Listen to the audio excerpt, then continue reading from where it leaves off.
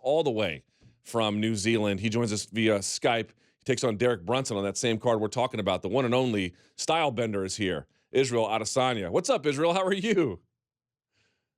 Good, bro. How are you? I know you got up ass early for this interview. So let me just start by saying thank you for making one hell of an effort to do this. What time is it there? It's just turned 4:40. My alarm just went off, so I just turned that off. But this is part of the gig. Well, I really appreciate your commitment and your professionalism. So let me just start by saying that, number one. Number two, boy, that presser was interesting, huh? Why is Derek Brunson so mad at you? I think the guy's already scared, man. Like, you see how he carries himself. The same energy he had on that stage. It's funny enough, he didn't have that same energy about 30 minutes ago at the hotel. He's just that kind of guy. Just because there's people around, he wants to flex, try to sell the fight, writing all this dumb jokes. Oh, you too skinny, bro. I'm like, bro, this ain't CrossFit. Like, I'm not even skinny. He's just fat. You see his body on that stage. He had like a little souffle around his waist. So yeah, he's already in his. I'm already in his head. He's in his feelings, like fucking Drake. So hey, another one. All right, so there's so much to unpack here. This is a crazy one because I get him calling you out, right? That makes sense. I think we can all noodle that through. But you guys have just been say again? The UFC, he didn't call me out. The UFC made him call me out. He wouldn't even dare say my name. So he already signed that fight, and I felt like he's in a position that if he turned down a fight against me, it looked bad on him. So they forced him to take that fight. So he wouldn't dare call me out by himself. And he's trying to make it like, oh, sign the contract. I'm like, bro, if I signed the contract 2 days ago, what are you on about? He acts like, this ain't the WWE, and I keep that same energy. But yeah, I think he's just, he's in over his head on this one. And he's just trying to make this, he's never been in a fight like this. He's had big profile fights, high profile fights. He fought Anderson Silva, but he hasn't been in a fight with anyone like me. So he's trying to. I think it's a new territory for him. What is your assessment about why the UFC wanted him to fight you? I don't know. Well, they see what I have to offer. They see what I bring to the table. And on that fight in New York, it's a tournament. From what I'm hearing, there's a lot of middleweight guys on that fight. About 8 of us. Oh, excuse me. So yeah, I mean, I got the easiest fight out of all of them. I am mad. It's easy money. All right, so yeah, as you mentioned, let's see. Let's go through the list, right? It's supposed to be Rockhold and Weidman on there, you and Brunson on there, Romero and Costa on there. I might even be forgetting about somebody else. I'm sure I am. But the UFC is telling. As well. Say again. Branch and Souza as well. That's right. That's right. Jacare and David Branch. You're right. So now you've got basically the elite, absent the title fight, of the middleweight division. They've kind of told you that we're looking to sort this division, and this card is going to be a big indicator about which way we're going to go. Well, from what it looks like, it just looks like it's a eliminator for a title fight. But who knows? I'm just, like I said, I really care about the belt. I'm still getting paid. Yeah, and I haven't fought an MSG before. I look forward to it because I've heard about the state taxes over there, but I can wear that on so I can say I fought an MSG. Yeah, they are pretty significant here, but you're right. It's going to be a fairly epic night and card. I've been to the other two MSG shows. They were something else. Yeah. All right, let's talk a little bit about this fight. Say again? I said it's going to be historic. All right, let's talk about this fight. Derek Brunson, in all seriousness, what challenges do you believe he presents? The biggest ones? Him falling into like a takedown. That's about it. Bum rushing and falling into a takedown. And you've seen my first fight in the UFC. You've seen my last fight. How many times those guys tried to take me down? And they weren't bad grapplers. Brunson's not. I don't know what his credentials are as a wrestler, like an All-American Division I or whatever. But regardless, my takedown defense is not something that he wants to mess with, and my footwork. So I don't see anything else he brings to the table. He's just, I mean, look at his resume. Even not just the guys he's fought. Look at his highlights. He got knocked out by Jacare twice, and Jacare's got like some of the stiffest stand up you can see. Even though they're hard, he's just stiff in the way he moves. So how the fuck is Brunson gonna hit me with some sloppy overhand right from all the way from 6 o'clock? Like, there's nothing the guy has to offer. I'm the guy running the show for that night. I was going to say, what do you make of his striking? I mean, come on. Just check my memes I made of him, and he even tried to retaliate with one of the shittiest memes like attempts ever. And I'm sure someone else helped him do it. And all he had on me was my only knockout loss. And the funny thing, like I said, is I had all of him looking good in my meme, all the good bits, his highlights, and he still looks shit. So he has how many knockout losses, and I haven't even compiled them together. So I mean, come on, check the resume. Fuck stand up, fuck grappling, just the way we fight, the skill set, the way we move. You can't even compare. It's just two different polar opposites. I'm on the other end of the spectrum, and he's in the. I don't know. I think it's just heavy. Like he's fat, and he's too big for middleweight. So he's slow. He gets a couple first round knockouts against punching bags, guys who don't move, guys who just stand there and are just frozen. So yeah, he's another one. You look at the guys who I fought before in the UFC who say some shit like this, say I'm all hype, say I haven't fought a guy like them. I just like, all right, same shit, different night. All right. What does a win over him get you? Win over him. What does it get me? It's another one. If I'm being honest, I don't really think he's that big of a name as he tries to put it himself. No one really know. If you ask who knows me, who knows him, and how long he's been in the UFC, I bet you I've got more. Not just clout. I've got more followers, more of a name that he has, and I'm only in the UFC like I think my 7th month in the UFC. So yeah, a win over him. It's just a ranking thing. But at the end of the day, I said fuck rankings. I'm just trying to get through all the killers of my era. And I think yeah, doesn't really do anything for my career. Just another rank I beat. That's it. I have to say, I sort of admire the effort. Guys put out videos about you and you don't immediately respond. Then you make your own video where there's highlights spliced in, there's a bunch of memes coming in, right? And then finally, by the time you put it out, it's this grander production.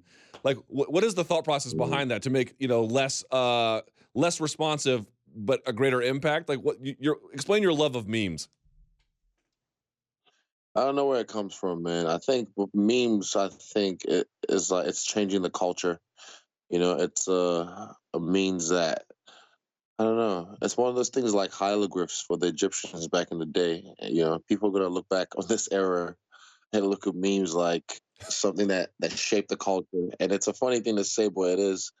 I've only just started to kind of dive into Reddit and see like the history. Where because that's where everything kind of starts off apparently, and then eventually ends up on the famous sites like 9gag or whatever. But yeah, I saw what he did, and I was like, even he said, I'm gonna say your name, boy, and he didn't even say my name. So that gave me the initial idea, and I was like, fuck. And I got stuck in it for about an hour and a bit, and I knew it was gonna be fire. I mean, who else? I'm changing the game in my own way, and he's even trying to copy me as well.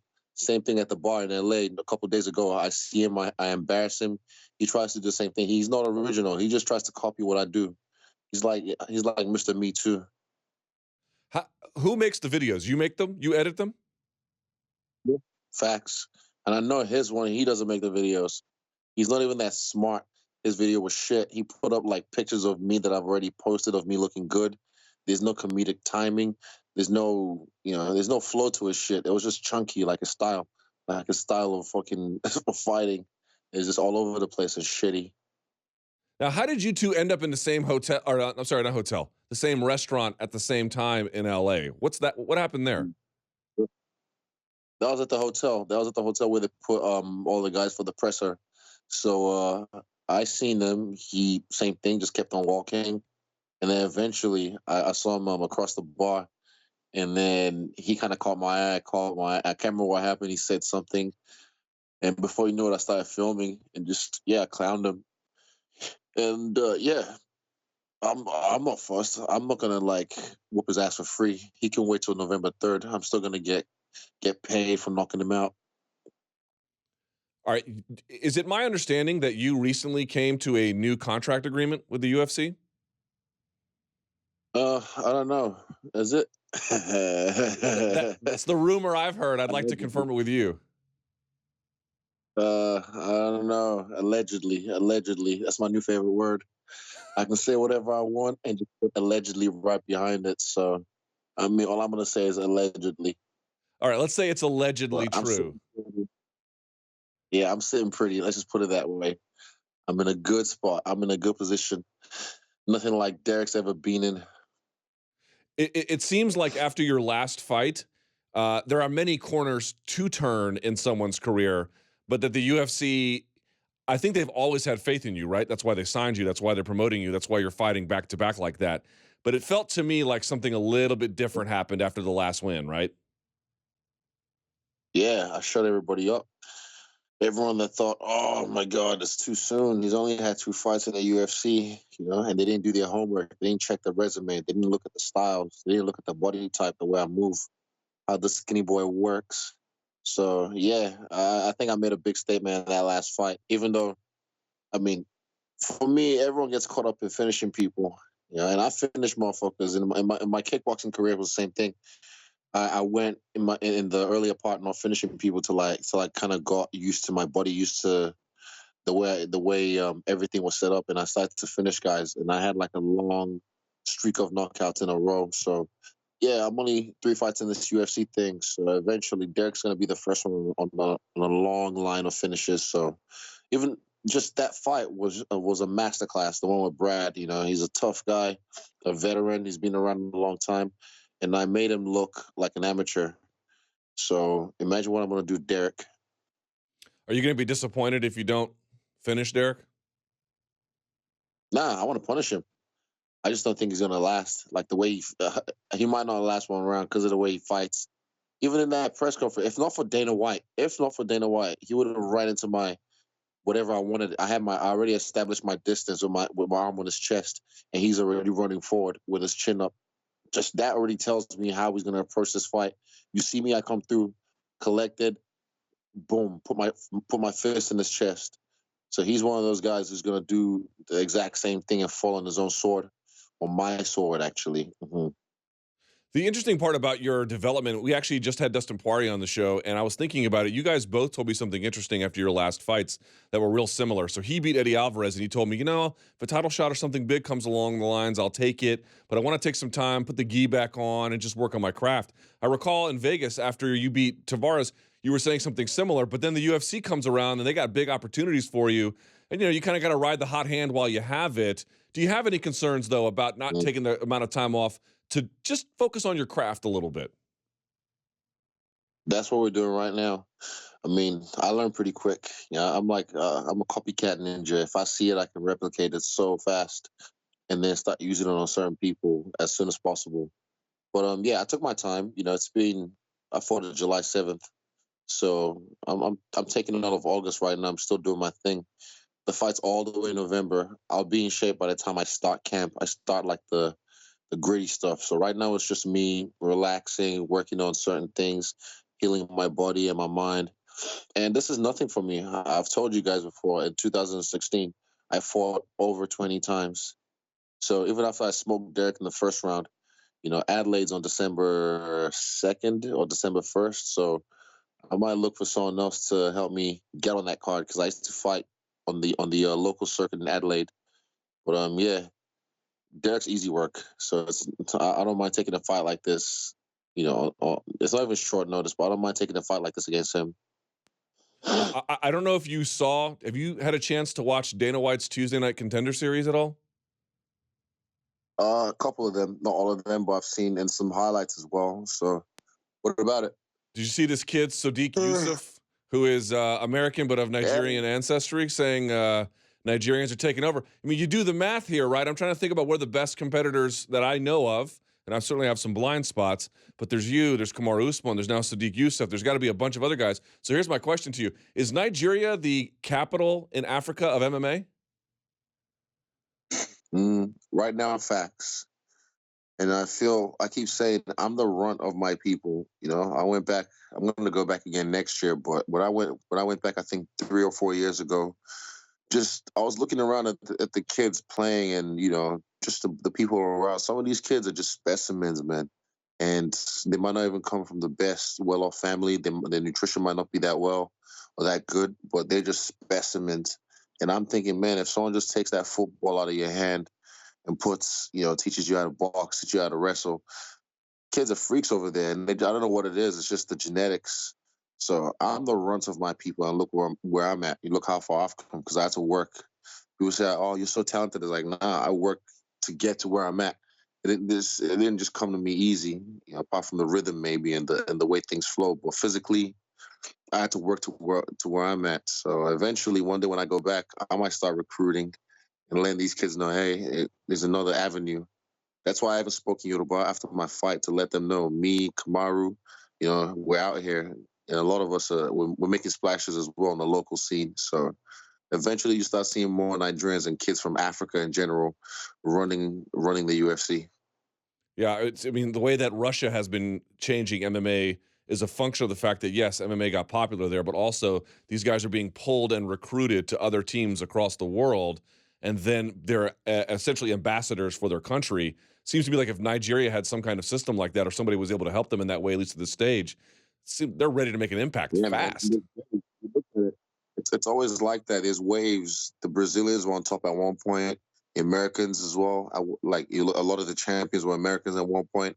And I feel like right now it's the Anzacs, the guys from Australasia, Oceania, guys like me, Dan, Alex Volkanovski. We're slowly starting to let people know that we're on our way. So eventually, we've even got shooters in my gym over here that can beat guys like Brunson or anyone else in the UFC, but you guys just don't know them yet. And eventually, you guys will start to realize, and before you know it, it's too late. And it comes in waves. It always comes in waves, but right now, it's our time. I'm looking forward to seeing it. Before I let you go, and I appreciate your time, let me just pick your brain about some of those other middleweight fights on that UFC 230 card you're going to be on. What do you make of the rematch between Chris Weidman and Luke Rockhold? Mm, let me see. Just don't throw any spinning back kicks for Chris Weidman. He might be all right. We go now to Jacare and David Branch. Mm, Branch is a black belt on the hands, all right? Yes. Think so. Uh, I think if Branch just keeps his distance and doesn't make any mistakes, he should beat him. I don't know if he can finish him, but he should beat him. Interesting. And then you have Paulo Costa and Yoel Romero, two athletic freaks. Call the golden snitch. See, everyone says this. What am I supposed to say? Romero has been looking this way since age 18. And Costa, certainly he looks like He-Man, but he's being regularly tested by USADA. It's like, what are we supposed to say after that fact? Allegedly. Bringing the allegedly back. All right, man. Well, look, I know it has been an early morning for you. I really appreciate it. Congrats on all your success. I said the same thing to Dustin. I'll say it to you. When you get to New York, it's going to be cold in November. Get a parka, but it'll be warm in here in the studio if you want to come by and say hi. We're ready for you anytime. I appreciate that, man. Thanks, Luke. But hey, I already bought my fur coat when I was in the Bronx. So when I come back to New York, I'm gonna buy another one and make sure I'm toasty. Sounds good, my friend. Get some sleep. Good training. We appreciate your time today. Appreciate it. Sharp, All right. brother. Thank you.